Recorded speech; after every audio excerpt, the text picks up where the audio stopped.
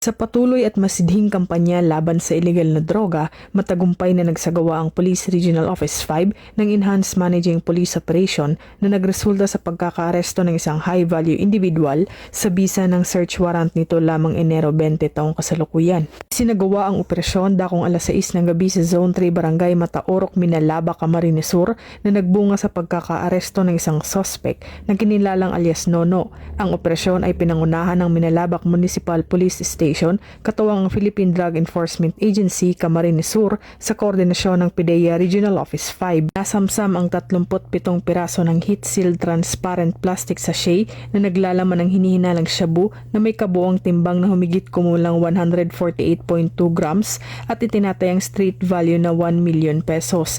Nasamsam din ang isang caliber 45 na baril na kargado ng 4 na bala.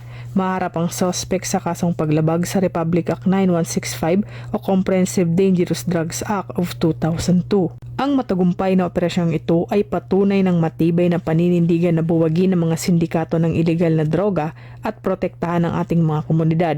Ang walang sawang pagsisikap ng Police Regional Office 5 ay patunay ng misyon ng PNP na panatilihin ang kapayapaan at kaayusan sa rehiyon.